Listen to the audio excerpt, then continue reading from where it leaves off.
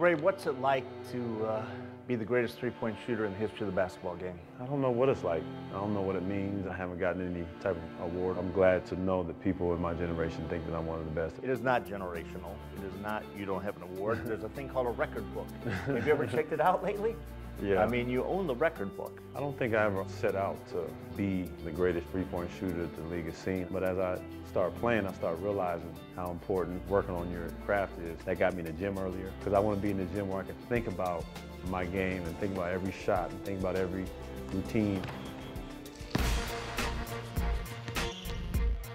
There is a compulsiveness that starts to develop.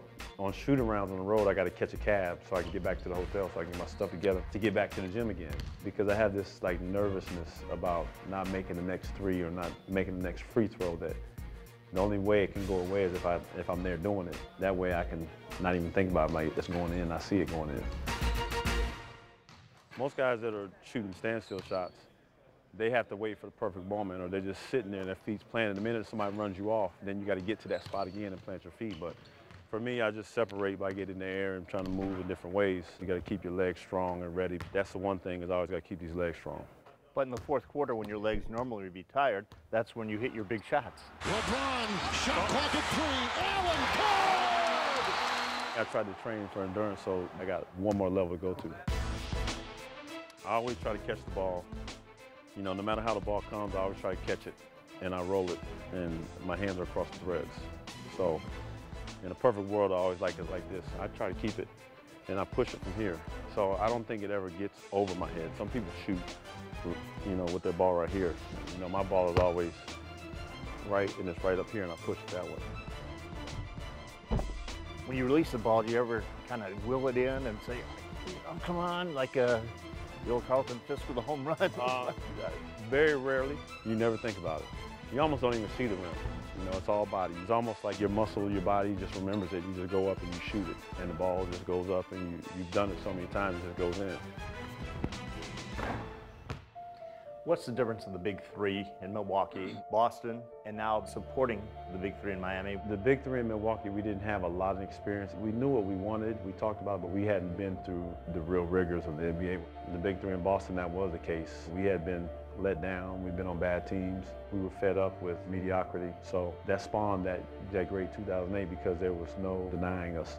This big three here, that they've had all of that. When I came, they didn't talk about winning last year, they just talked about winning this year.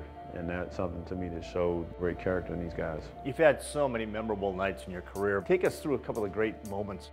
Rondo sets it up. Here's Allen with a deep three. If I think about it now, it's like in slow motion. Yes! 2,561, and that is the NBA record. I remember, I think it was Nate Robinson sitting on the bench, his hands in the air. Before the game, everybody was saying who was going to pass me the ball, because they were going to be in video and footage and pictures, whatever it may be. And then this year, again, it was Reggie Miller's name that you erased from the record book. Most three-pointers in playoff history. He's still up there. I didn't erase his name. Shot clock running down. Here's Allen for 3, and he is now #1 in NBA playoff history. One thing I can say that's great about Reggie is he set the bar for all of us. How long are you going to keep playing? I don't know. I think seeing kind of where I am, how my body feels after 82 games and then playoffs, you got to just give yourself the opportunity just to get away from it, to think about it. When it's all said and done, how do you want to have your legacy read?